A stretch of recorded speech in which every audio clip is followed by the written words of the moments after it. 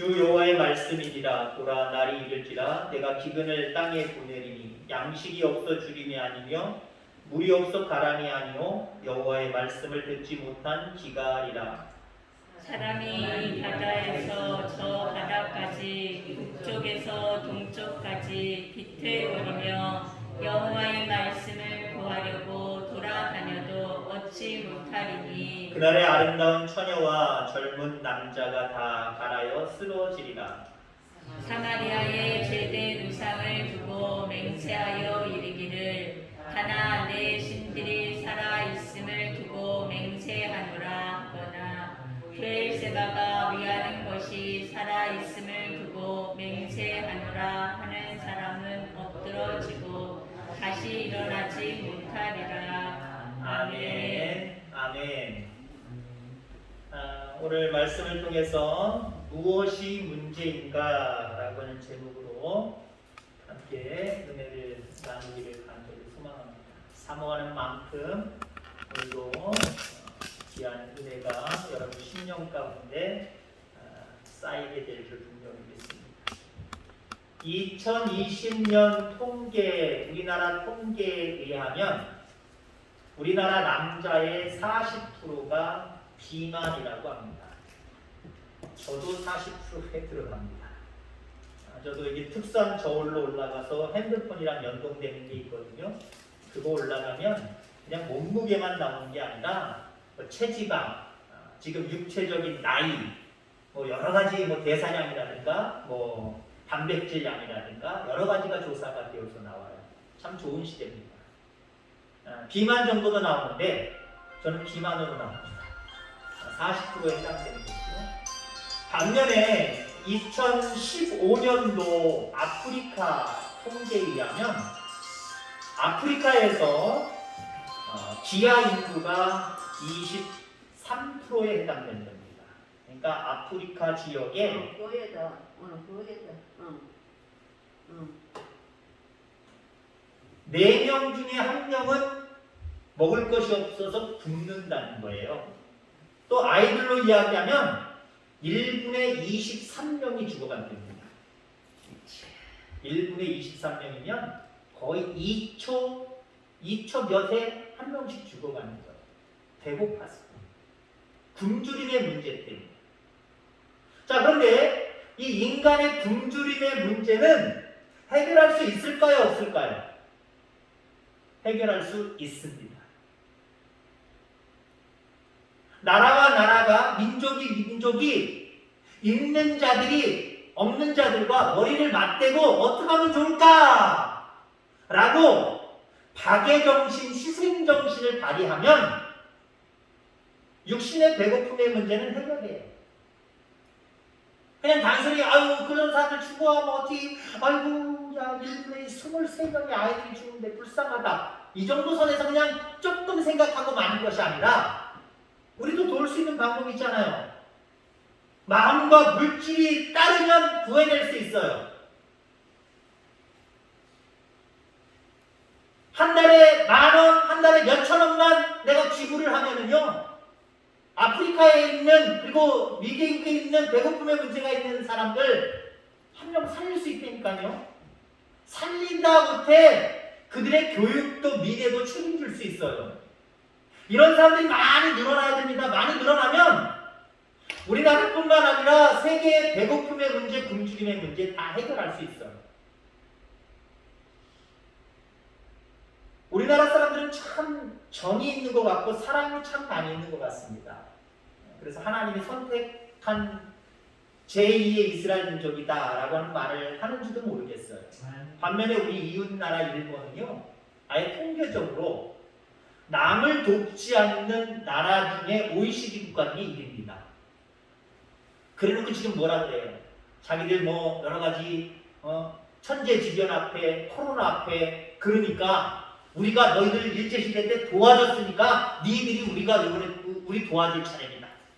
사실 한 10여 년 전만 해도 그들이 쓰나미로 큰 지진으로 인한 쓰나미로 인해서 고통당할 때 우리나라가 많은 지원을 했거든요. 근데 우리나라가 지원한 거 쏙 빼버렸어요. 그 사람들이요. 정부적으로. 왜 자존심 상한다는 거예요. 우리 강대국이었고 우리가 다스렸던 나라인데 니네들 나라에서 받은 게 쪽팔리는 건 창피하다는 거예요. 그래서 대외적으로 우리 한국에서 이만큼 받았습니다. 한국 정부에다 감사합니다. 공식적으로 얘기 안 했어요. 그래놓고 지금 와서는 어때요? 지금 와서는 우리나라와 경제적인 수준도 완전히 역전됐지만 니들이 도와야 된다라고 이야기해요. 자기들은 세계 여러 나라들이 고통당할 때 사랑하고 불쌍히 여기는 마음 없이 도와주지도 않다가 자기들이 어려우니까 자기들도 도와달래죠. 자, 이처럼 자기만 생각하지 아니하고 남을 생각하는 배려의 마음과 사랑의 마음이 있어서 나를 희생시키면 육신의 배고픔의 문제는 해결될 수 있습니다. 아멘. 자, 그런데 문제가 있어요. 육신의 배고픔의 문제가 아니라 영의 배고픔의 문제가 이게 문제가 된다는 거예요. 영의 배고픔의 문제는 돈으로 해결이 안 돼요. 어쩌면 돈이 더 영의 배고픔을 부채질하는지도 몰라요. 왜요? 물질적으로 풍성하면은요, 이 나라가 우리나라 기독교의 모습을 보면 마찬가지예요. 힘들고 어렸을 때 보릿고개 전쟁 시대 이때 더 신앙이 뜨거웠다니까요. 근데 경제적으로 잘 살게 되니까 상대적으로 신앙이 툭툭 떨어져요. 온도가 떨어져요. 열기가 떨어져요. 왜 그렇습니까? 오히려 영의 배고픔의 문제는 돈이 해결되는 게 아니라 돈으로 해결되는 게 아니라 오히려 더 부채질하더라. 이게 역사적으로 드러났어요. 자, 영의 배고픔의 문제는 해결할 것이 없다는 거예요. 그래서 오늘 성경은 양식이 없어 주인이 아니다 라고 이야기를 합니다. 이 말은 육신의 배고픔이 문제가 아니라 더 큰 문제가 있다는 거예요. 그게 뭡니까? 영의 배고픔의 문제, 이게 더 걱정된다. 이게 더 문제다라고 이야기하고 있다라고 하는 거죠. 인간은요, 근본적인 문제라는 게 있다면 그 근본적인 문제에 빠지게 되어 있어요. 그 근본적인 문제에 빠지고 나면 다른 문제는 무관심하거나 덜 관심이 가요. 그러면 여러분들 인생을 살아가면서 여러분들에게 있어서 근본적인 문제는 무엇입니까? 배고픔의 문제입니까? 물질의 문제입니까? 직장의 문제입니까? 가정의 문제입니까? 기타 다른 문제입니까? 여러분, 우리 근본적인 문제는 내게 영의 양식이 풍성하냐 풍성하지 않느냐, 내가 영의 양식 속에 살아가느냐 아니면 영의 양식과 거리가 먼 모습으로 살아가느냐, 이게 여러분들의 근본 문제가 되기를 주의 이름으로 축원합니다. 이게 근본 문제가 되지 아니하고 다른 게 근본 문제가 된다. 돈이 근본 문제가 된다. 가정이 근본 문제가 된다. 자녀가 근본 문제가 된다. 그러면 아까 제가 뭐라고 그랬어요?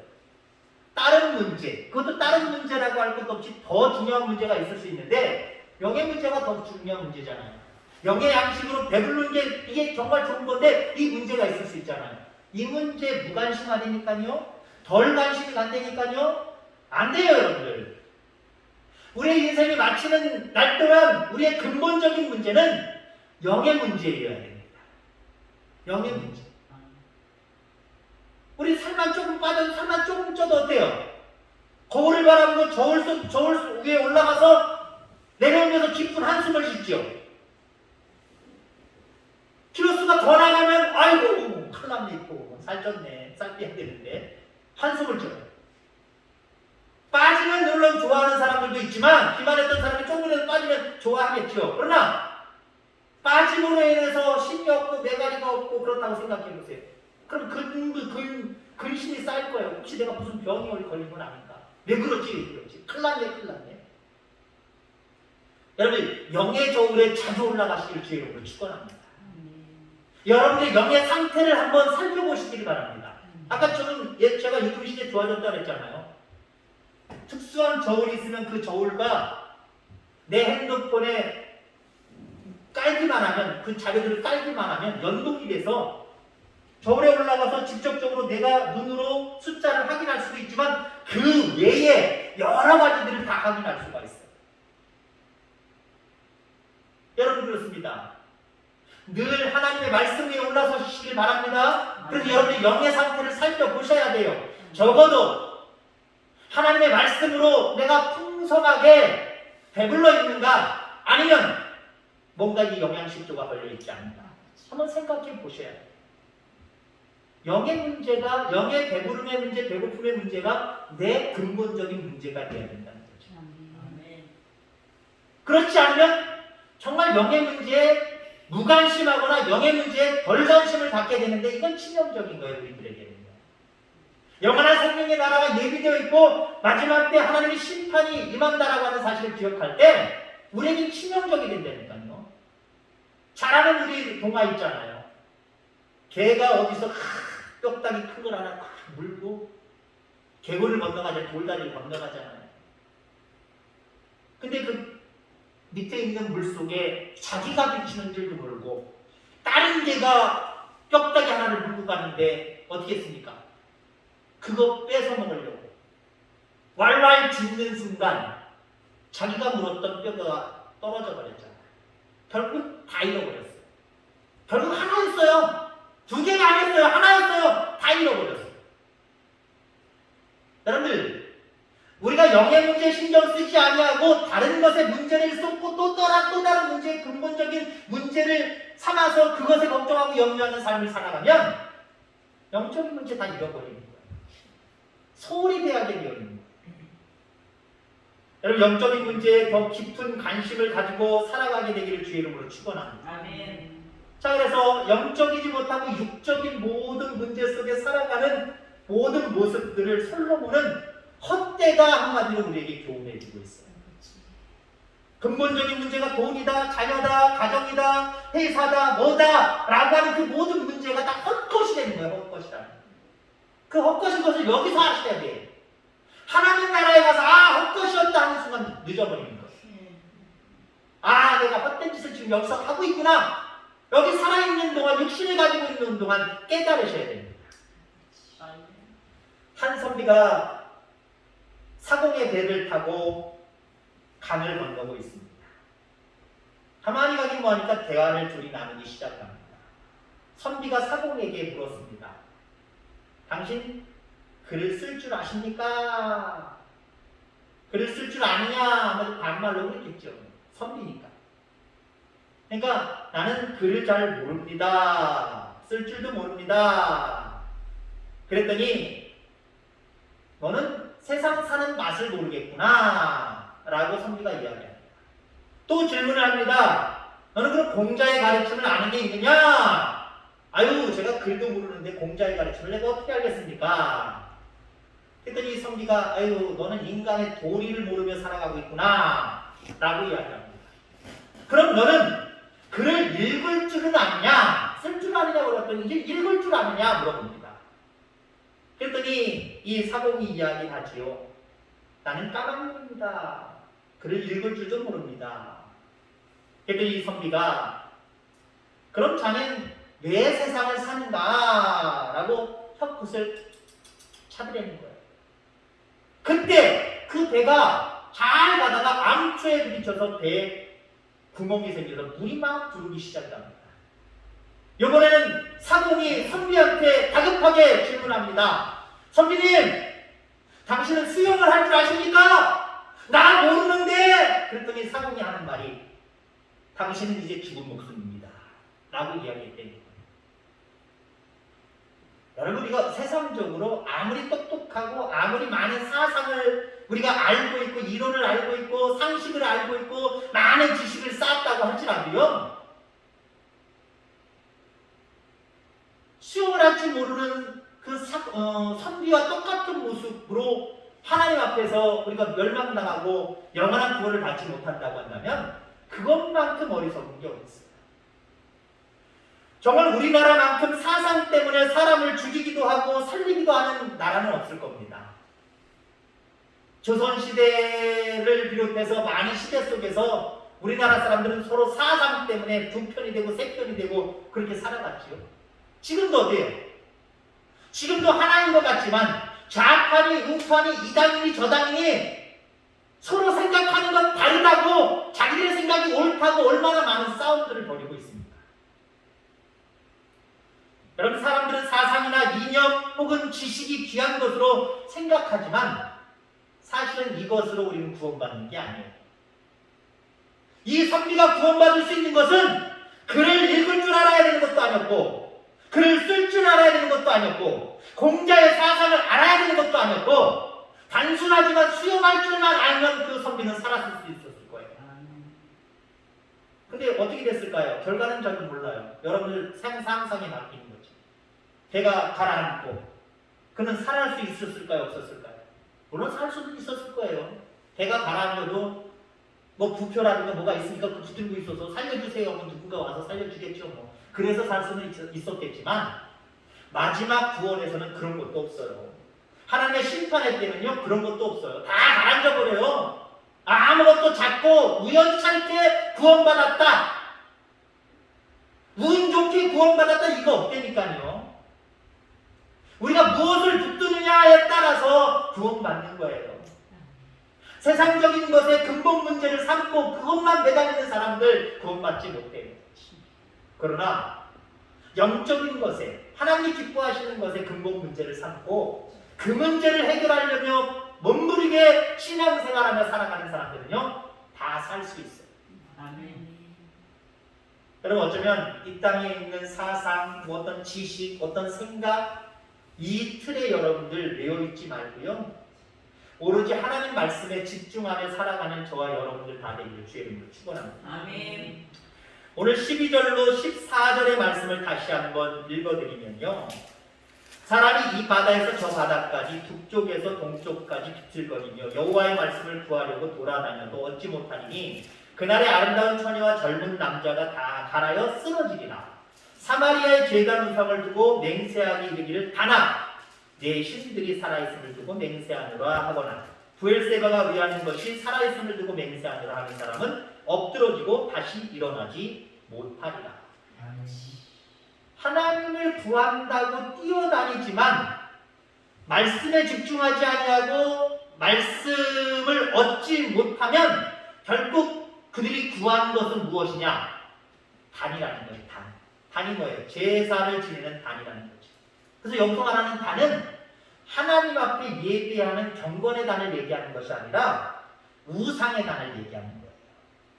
그러니까 하나님의 말씀, 온전한 말씀에 배불러서 온전한 단을 쌓아야 되는 사람들이 하나님의 말씀엔 관심이 없고 사상, 자기들의 생각, 아니면 지식, 이런 것에 매여서 살아가다 보면 결국 그들의 단은 무슨 단이 되느냐? 우상의 단이 되고 있다는 거예요. 그러니까 예수님 믿어도 잘 믿으시기 바랍니다. 내 사상 갖고, 내 생각 가지고 거기에 고정관념이 바뀌어서 그렇게 신앙생활하면 안 돼요. 다르게 신앙해야 됩니다. 오직 말씀으로 돌아가야 됩니다. 아멘.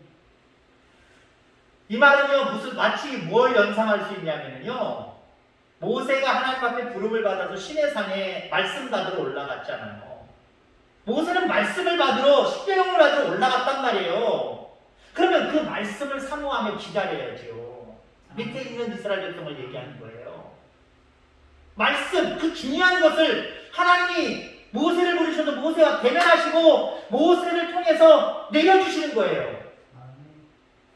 그 내려주시는 걸 사모하고 모세가 가져와서 선포하는 걸 사모하고 말씀을 기다렸어야죠. 근데 시간이 돼도 안 내려오니까 이스라엘 백성들이 한 짓이 무엇이었어요? 금가락지를 다 기부해서, 더 좋은 일에 좀 지부 좀 하지, 기부해서 금송아지를 만들었잖아요. 그래놓고 자기들이 뭐라 그랬어요? 이것이 하나님이다. 사상을 주입해놨어요. 자기들의 생각으로 이제 그것이 하나님이라고 생각하고 그것이 옳다, 그것이 진리다라고 생각하고 거기에 절을 하기 시작했어요. 그들이 섬긴 게 하나님입니까? 하나님입니까? 하나님이라고 얘기 났으니까 하나님입니까? 아니에요. 절대 아니라는 거죠. 그게 하나님이었다면 모세가 없어도 이스라엘 백성들이 나를 잘 섬기는구나, 하나님이 그렇게 생각하셔서 모세 내려보내셔서 축복하시고 축복의 말들을 전했을 거예요. 근데 모세가 하는 행동이 뭡니까? 그게 하나님의 하는 행동과 똑같은 거예요. 가져온 십계명을 땅에 내리쳐서 깨부셨습니다. 성격 더럽네요, 그죠? 성격 더러워서가 아니에요. 그게 하나님의 심정. 너희들만의 생각, 너희들만의 사상, 너희들만의 어떤 지식을 가지고 거기에 매여서 하나님의 말씀을 기다리지도 못하고 그 말씀에 배부르지도 못하면서 그것이 하나님이라고 거기에 절하는 모습들이 우상의 달을 만들어 놓고 우상 숭배하는 모습이 너무 싫다는 거예요. 너무 내가 화가 난다는 거예요. 모세를 통해서 보여주시는 거예요.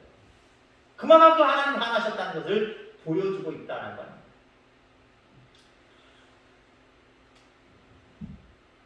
이 세상 지식, 사상, 가치 이런 것들이 내 근본적인 모든 문제를 해결해 주리라고 생각하지 마시기를 주의 이름으로 축원합니다. 아멘.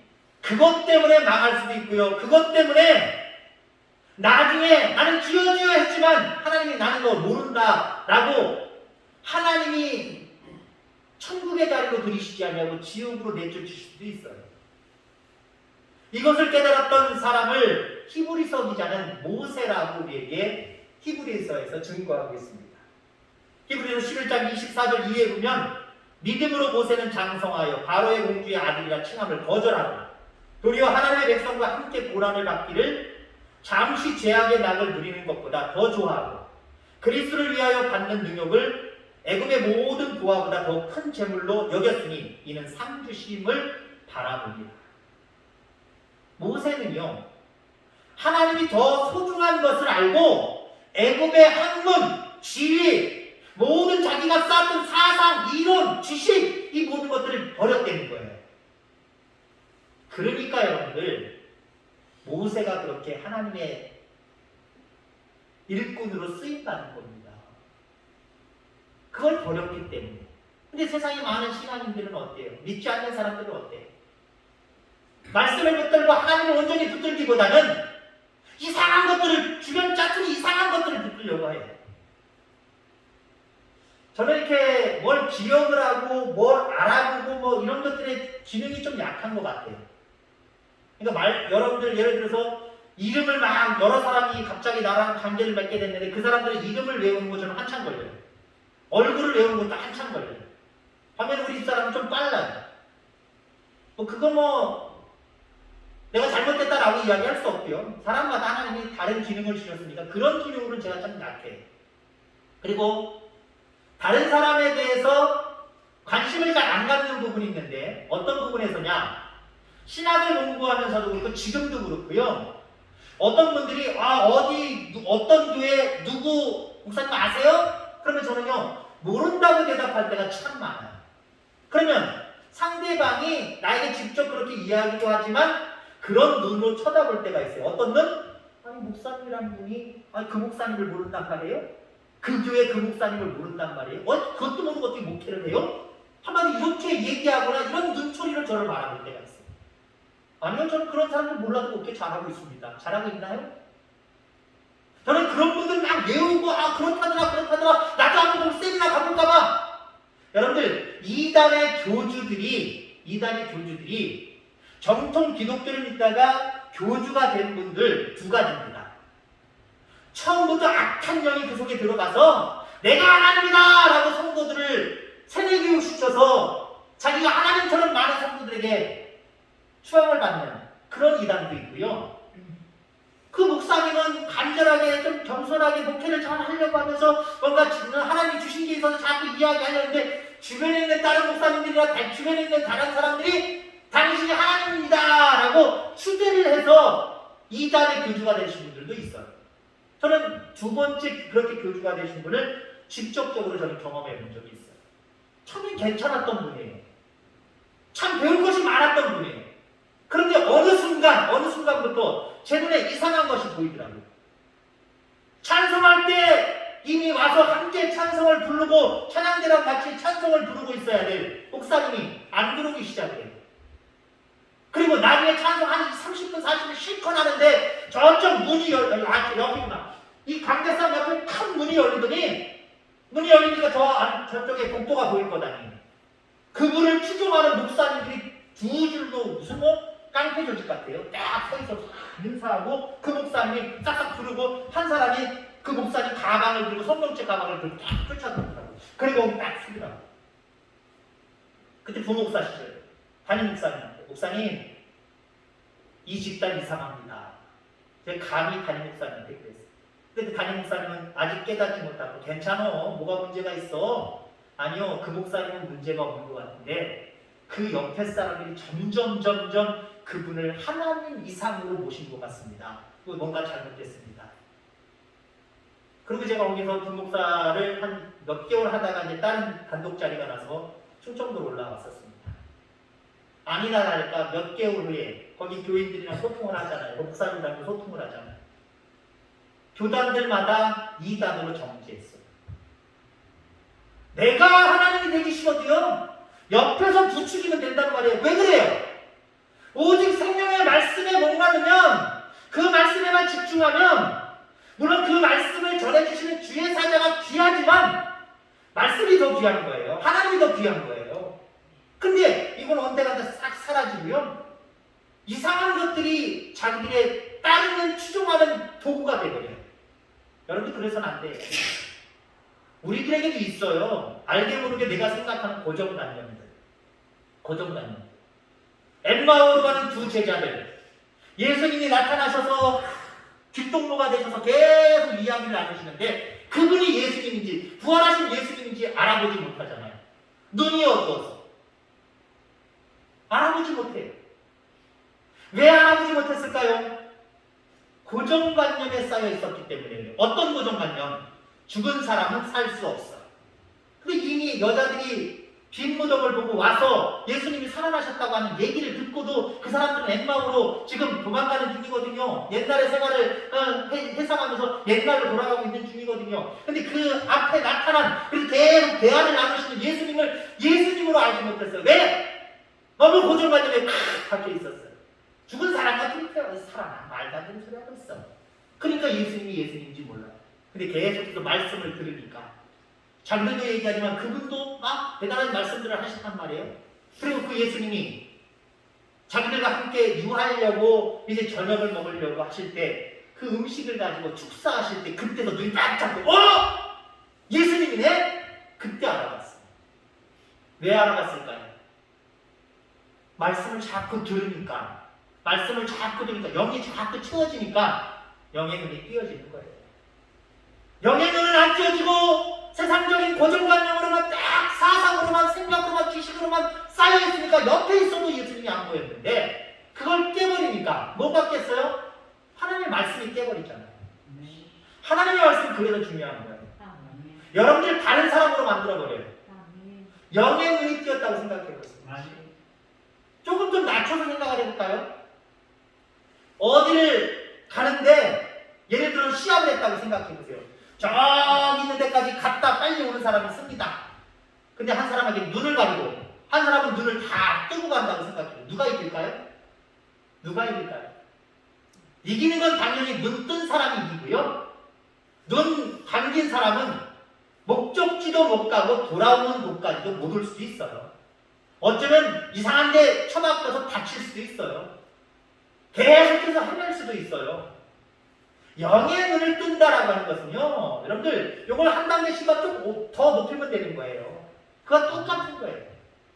여러분, 영의 눈이 띄어지기를 주의 이름으로 축원합니다. 아멘. 영의 눈은요, 말씀을 통해서 깨지는 거예요. 아멘. 띄어지는 거예요. 아멘.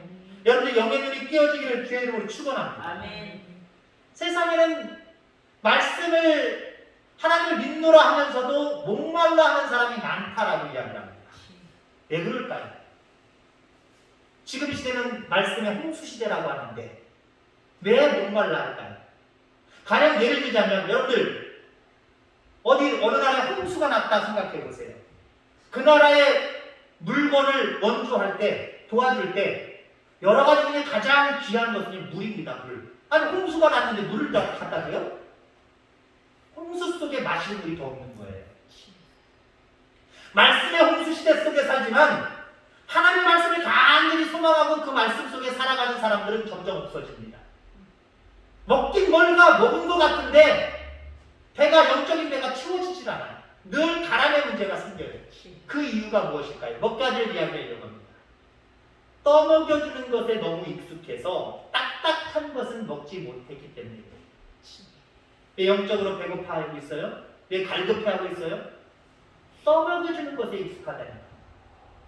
우리는요, 어떤 말씀이든지 다 소화할 수 있는 은혜와 능력이 있기를 주의 이름으로 축원합니다. 아멘. 말씀을 자주 듣다 보면요, 아멘. 어떠한 말씀이든지 아멘라고 그 말씀이 내게 영의 양식이 되는 거예요. 아멘. 근데 떠먹여준다는 건 뭐예요?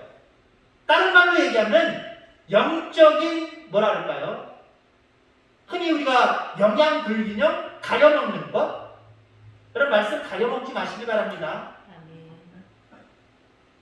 가려먹으려고 하면요, 어떤 교회는 그런 교회 있어요. 저는 뭐 직접적으로 전에 교회에서 한번 늘 문제가 됐던 그 장로님이 그렇게 말씀하신 적이 있습니다만은 여러 번 들었어요.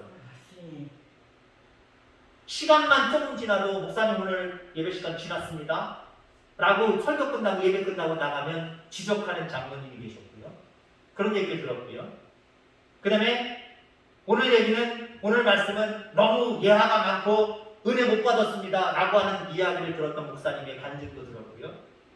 여러분들, 하나님의 말씀은요, 때로는 목회자도 저같이 더군다나 원고가 준비되지만 원고로 설교를 잘 안 하는 목회자 같은 경우는요, 장단점이 있는데 단점 중에 하나는 다른 말을 할 수 있다는 거예요. 3.9로 좀 빠질 수도 있고요. 언어의 사용이 다윗을 얘기해야 되는데 다윗이 아니라 입으로는 솔로몬이 나오고 요셉이 나올 수도 있다는 거예요. 여러분들, 딱 해도 척하시길 주의로 축원합니다. 어떠한 말씀이든지 그 말씀을 들으려고 하는 태도를 가지고 있으면요, 좀 잘못된 말씀, 용어가 잘못 변경된 말씀이라고 해도요, 그 말씀의 은혜를 받아요. 근데 그런 것까지 다 박차고 거부하고 하면요, 받을 말씀이 도대체 어디 있어요? 하나님이 직접 우리도 말씀하지 않는 이상 어떤 목회자가 설교를 할 때 딱 내 마음에 확 와닿겠습니까? 그것도 전교인이 다 그렇게 와닿는 목회자가 어디 있습니까? 어떤 설교자는 이쪽 부류에서는 좋아하는 설교를 할 수도 있고 이쪽 부류에서는 좀 꺼림칙한 설교가 될 수도 있고 그래요. 11조를 이야기한다면 11조 잘하는 성도님들한테는 아멘이 절로 나올 수 있는 설교지만 11조 잘 안 하시는 분들한테는 왜 저런 얘기를 해? 우리 목사님 돈밖에 모르나 봐. 은혜 못 받는 거예요. 여러분들, 영적으로 가려먹지 마시기 바랍니다. 어떠한 말씀이든지 사모하는 그 귀한 마음을 가지고 여러분의 영의 배고픔이 없이 채워지는 놀라운 은혜가 있기를 주의 이름으로 축원합니다. 아멘. 말씀의 홍수 시대 속에 살지만 왜 갈급함이 있는 사람들이 많을까요? 말씀 쇼핑 중독자들이 많아서 그래요. 말씀 쇼핑 중독자. 물론 저도 어떤 분들이 교회를 어디를 갈까 고민하시는 분들이 있으면 저도 노골적으로 얘기해요. 우리 교회에서 저렇게 이야기 안 해요. 요 근처에 있다 보면 요 근처나 우리 성도님이 원하시는 곳에 몇 번 이 교회도 가고 저 교회도 가보세요. 가보셔서 우리 교회가 좋다고 생각하시면 그때 오시고 다른 교회 가셔서 거기가 너무 좋다 그러면 거기 출석하세요. 저는 보통 이렇게 얘기해요. 자, 이게 목회자가 이렇게 얘기하는 것과 여기서 쇼핑 중독이라는 건 뭐예요? 아까도 얘기했지만 영적인 어떤 편식 성향이 있어서 자기가 원하는 사상이나 생각과 맞아떨어지는 뭘 찾으려고 하다 보면 그런 사람들이요, 좋은 교회 못 찾아요. 여기 가서 좋은 듯 하는데 나중에는 또 틀려요. 여기 가서 좋은 듯 하는데 틀려요. 여러분들의 생각은 그러지는 안 돼요. 내게 주어진 교회는 내 남자일교회입니다. 아멘. 아멘. 이곳에서 영의 양식을 채워갈 수 있게 되기를 주의 이름으로 축원합니다. 아멘. 그럼 여러분들에게는 갈급함이 전혀 없다는 거죠. 그 다음에 우리가 말씀의 홍수 속에 살지만 내 갈증을 느끼며 살아가느냐? 너무 교만해서 들을 것이 없다고 하는 교만증이 있기 때문에 그래요. 주보밥 딱 봐서 본문 이거, 설교 제목 이거, 에휴 뻔하네. 여기서부터 기가 막히게 되는 성도들이 있어요. 우리 교회는 아니겠지만 기가 막히게 되는 성도들이 있어요. 그리고 기가 막히지는 않더라도 어떤 귀만 열려요? 판단하는 귀만 열려요. 우리 목사님 뻔한, 내가 생각할 때 뻔한 내용인데 그래도 잘 전하셨네? 뻔한 내용인데 야 내가 해도 저렇게 하겠다. 판단하면서 듣는 모습들이 있어요. 그 사람은요. 그날 말씀은 들었지만 갈급함이 있는 거예요. 배고픔이 있는 거예요. 주림이 있는 거예요. 안타까운 모습이죠. 말씀 앞으로 와서 말씀은 들었지만 정작 그것을 떠날 때는 말씀에 갈급함이 있어요. 배고파 죽겠어요. 채워지지 않는 뭐가 있어서 뭔가 암담하고 앞이 깜깜해요. 그래서 성경으로 돌아갈 수 있기를 바랍니다. 말씀으로 돌아갈 수 있기를 주의 이름으로 축원합니다. 아멘. 우리의 신앙을 프로그램이 성장시키는 거 아니에요? 어떤 행사가 어떤 이벤트가 우리를 성장시키는 게 아니에요? 믿음의 성장은요 말씀을 들음으로 해서 우리가 말씀으로 돌아가서 말씀에 집중할 때 우리의 신앙은 성장하는 거예요. 아멘. 엠마오로 가는 두 제자 시간이 어떻게 됐는지 모르지만 예수님과 동행하면서 길동무로만 알고 계속 같이 가면서 예수님에 대한 얘기를 하는 거고 이 예수님은 구약의 이야기를 통해서 계속해서 예전에 제자들에게 했던 말씀을 그대로 엄청난 말씀을 전해준 겁니다. 근데 처음엔 알지 못했지만 말씀을 자꾸 들으니까 깨졌다고 그랬잖아요. 고정관념이 깨져버려서 옆에 있는 그분이 예수님인 줄 알았다 그랬잖아요. 물론 이미 예수님이 떠나셨지만 그 자리에 없었어요. 알아보는 순간 없으셨어요. 온데간데 없어지고 부활하셨어요. 그러나 나중에 그 부활하신 주님을 만났지. 그리고 복음의 사역자들이 되고 있습니다. 하나님 이걸 기대하시는 거예요.